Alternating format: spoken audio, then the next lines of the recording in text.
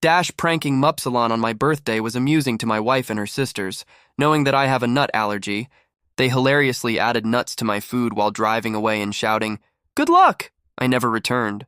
When she discovered me 5 years later and realized who was standing behind me, her smile disappeared. I'm not claiming to be a genius or anything, but I've always believed there was an implicit contract when you married someone that they wouldn't intentionally attempt to murder you. Call me archaic, but I thought attempting murder was somewhat of a deal breaker in the whole until death do us part scenario. I was being naive, it turns out. I turned 32 on a typical Tuesday in September, sitting at my own dining room table like a lamb being brought to slaughter. Who knew that wedding vows included a large asterisk that read, "Unless it's really funny, then all bets are off." My first hint should have been my wife Sabrina, who'd been acting strangely all day, laughing with her sisters Bella and Casey, whispering in that secretive way women do when planning a surprise party, or a conspiracy to kill you, spoiler alert. It wasn't a surprise party. With a proud look that might have been endearing if I hadn't known what was about to happen, Sabrina declared, "We made everything from scratch," a plate of pasta piled high in front of me. It looked good. The kind of dinner that gives you false hope that your marriage isn't in danger. Maybe your wife actually loves you.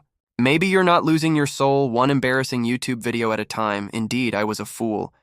Bella brought out the salad with her flawless blonde hair and that smug look, saying, "You're gonna love this," and I swear her emphasis on love should have set off alarms. But no, I just grinned like an idiot. Casey pulled out her phone. "Wait, let me get a good angle," she said. I sighed, already used to being filmed. It was all content for their channel. My life a running joke I never signed up for. "Just eat," Sabrina said. "Babe, it's your birthday, have fun." So I did. I twirled the spaghetti, took a bite, and immediately felt that something was wrong. A crunch that didn't belong, that gritty, awful texture. And then it hit me. Almonds. My throat decided oxygen was optional. My chest tightened, panic hit like electricity. I stood up, gasping, "This has nuts." And the three of them laughed. Not a polite oops laugh, no, it was villainous. Full-blown cartoon evil giggling. "Unexpected," Bella shrieked. "You should see your face," Casey cackled, still filming. And I staggered to the counter for my EpiPen. My vision tunneling, stabbing my thigh as they howled. Sabrina wiping tears from her eyes, saying, "Oh, come on, don't be so dramatic." "You'll be fine," Bella chimed in. "Yeah, he'll survive," like she was some kind of doctor. I sat on the floor trembling, my heart racing, my throat raw. "This isn't funny," I croaked. "You could have killed me." Casey lowered her phone for 2 seconds before lifting it again. "But we didn't," she said cheerfully. "Content gold." Sabrina grabbed her purse. Bella grabbed her keys. Casey kept filming. "Where are you going?" I wheezed. Sabrina called over her shoulder. "Girls' night. You said you wanted a quiet birthday. Have fun. Love you. Good luck, birthday boy." And they were gone. Laughter fading into the driveway, leaving me on the floor with almond cake, murder pasta, and one clear thought. Maybe it was time to stop being the punchline. Maybe it was time to realize love doesn't come with attempted homicide, spoiler alert. I listened by sunrise. I'd made my choice, this marriage, this humiliation. It was over. I was done, but first I had to survive the night. Maybe eat something not trying to kill me? McDonald's sounded safe. At least they label allergens. Epinephrine saves your life but makes you feel like you've chugged Red Bull while running a marathon, heart racing, tasting colors. I called an Uber to the ER. Driver looked at me and said, "Rough night, brother," I muttered. "My wife tried to kill me with Italian food." He laughed. Thought I was joking, I didn't correct him. Hospitals all smell the same, fake lemons and despair. A doctor barely out of high school said, "Severe allergic reaction to tree nuts, epinephrine taken, stable but tachycardic," I nodded. "The fancy version, yeah, the simple one." My wife knew I'm allergic. She put almonds in my dinner. "I almost died." His face said it all. Disbelief, confusion, pity. "She did this intentionally," he asked. "For YouTube views," I said. "She runs a prank channel with her sisters. I'm the unpaid stuntman." Silence. Then IV, antihistamines, observation. What do you even say to that, right? That my marriage was a low-budget jackass reboot. Lying there, I thought of every prank, every humiliation. Every babe, it's just a joke. The fake lottery ticket, the firing email, the high school photo. 5 years of cruelty with a laugh track, and I'd let it happen. Convinced myself that love meant endurance, that I just couldn't take a joke. But it wasn't love, it was abuse wearing a smile. So when the nurse asked if someone was picking me up, I said no. I walked out at dawn, still wearing yesterday. Boarded the first bus north. One way, $47, leaving behind my house, my car, my past, and ironically, a fridge full of almond milk. I didn't feel guilt, just peace, calm, like I was finally choosing myself. The bus rolled through nameless towns until I landed in Willow Bay, population 800 and something. Salt air, gulls screaming, tiny diner, crusty catch, perfect. Cheap motel, room 7, smelled like fries and mildew. I paid $60 in cash, lay down fully dressed. No phone, no noise, no pranks, I slept 14 hours. Next morning, I got coffee at the diner. Met Jerry, scarred face, tough but kind. Deb, the waitress, brought bacon without questions. She said if I needed work, talk to Tommy, I did. And by the end of the week, I was painting docks, fixing fences, eating cookies without nuts. And for the first time, I felt free, no cameras, no laughter, no fear, just peace, manual labor, sunburn, sweat, and quiet redemption. Until I gave myself heat stroke because apparently I hadn't learned to hydrate. Woke up in a clinic, Nurse Joe scolding me like a disappointed teacher. Her brother Tommy offering me a job at the diner. $15 an hour, cash, indoors.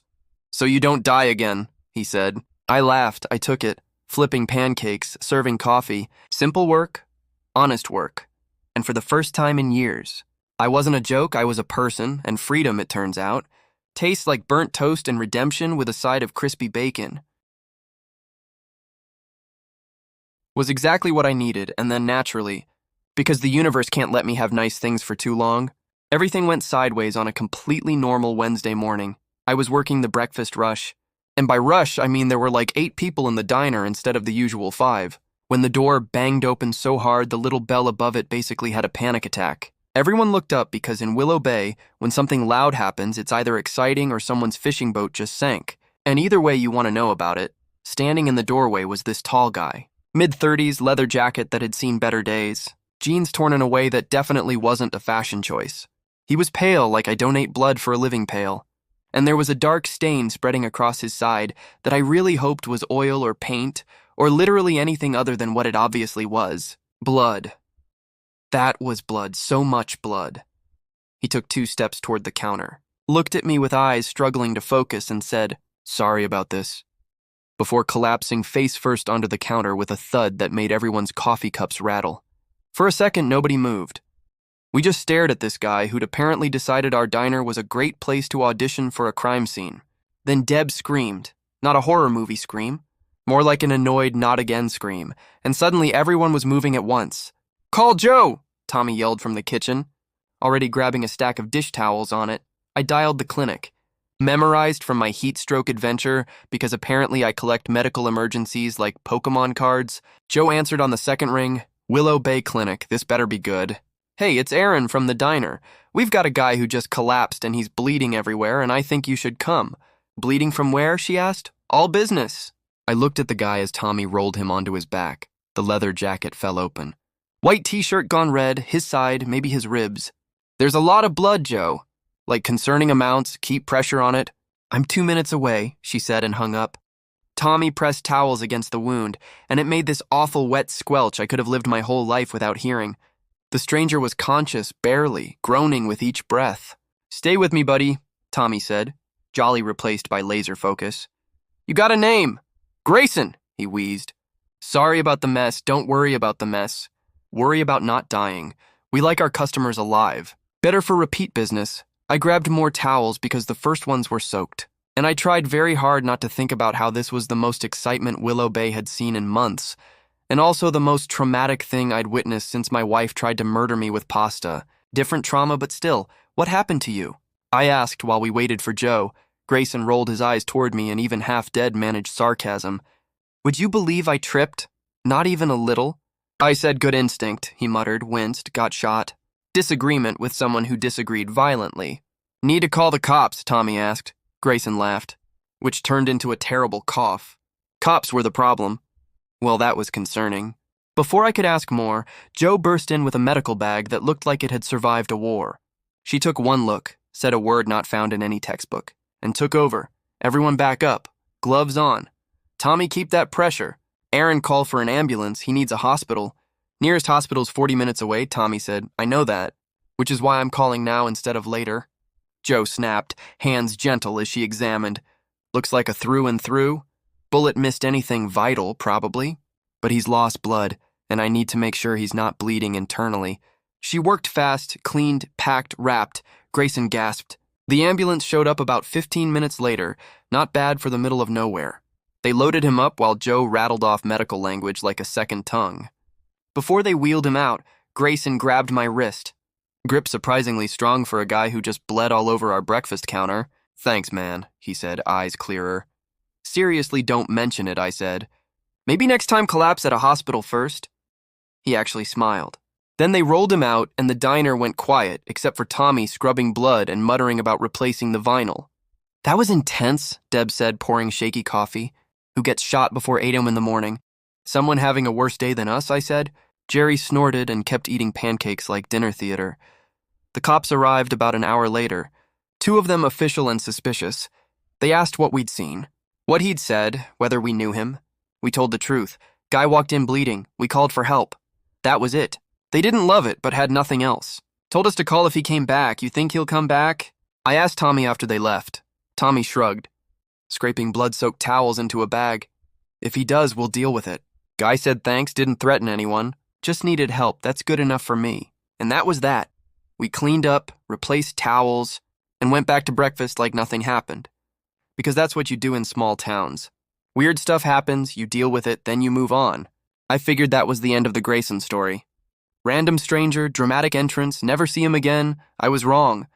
About a week later, I was closing up, wiping tables, sweeping floors, doing the glamorous parts of food service when someone knocked on the door.